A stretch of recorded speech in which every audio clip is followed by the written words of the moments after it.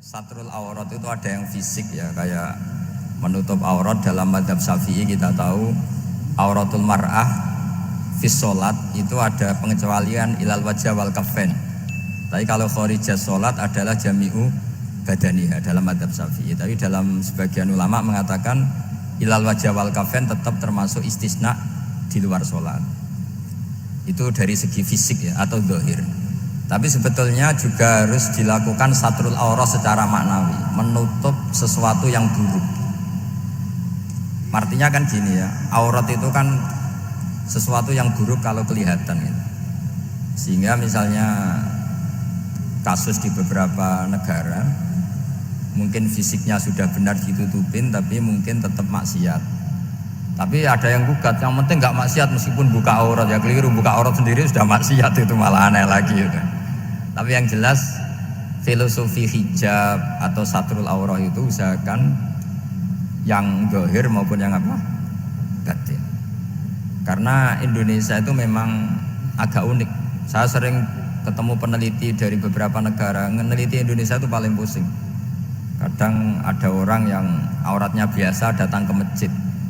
Itu kan bingungkan malaikat, mau ditulis dosa itu ke masjid, mau ditulis toat itu buka aurat. Nggak tahu hitung-hitungannya gimana nanti.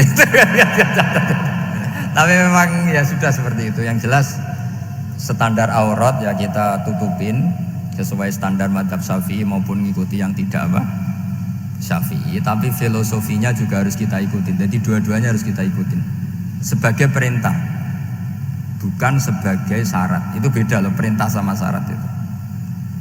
Sebagai perintah, bukan sebagai syarat. Kalau sebagai syarat itu begini, syaratnya orang Islam tuh harus nutupi aurat begini-begini. Nanti kalau yang nggak gitu dianggap tidak Islam, itu menjadi ekstrim. Tapi kalau sifatnya perintah, ya perintah saja.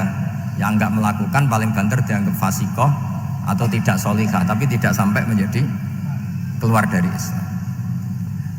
Ya jadi gitu ya. Jadi karena apa ya? Ya sudah seperti itu. Obsesi kita tentu ingin kesolehan. Ingin kesolehan sebagai perintah. Saya ulang lagi, jangan biasakan kalau ada aturan itu sebagai syarat.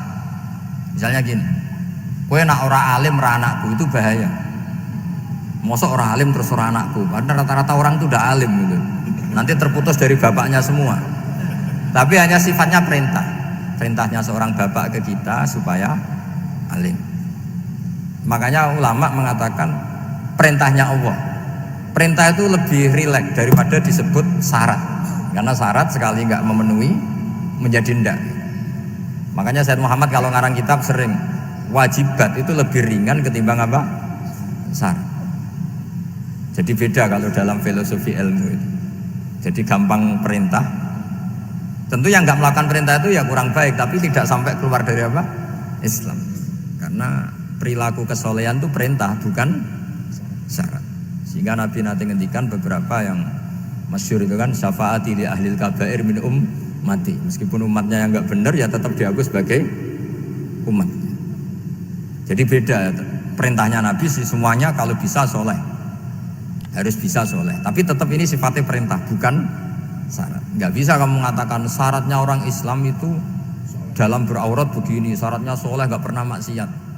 Memangnya Nabi nggak pernah maksiat? Ya saya kira demikian ya, cukup ya.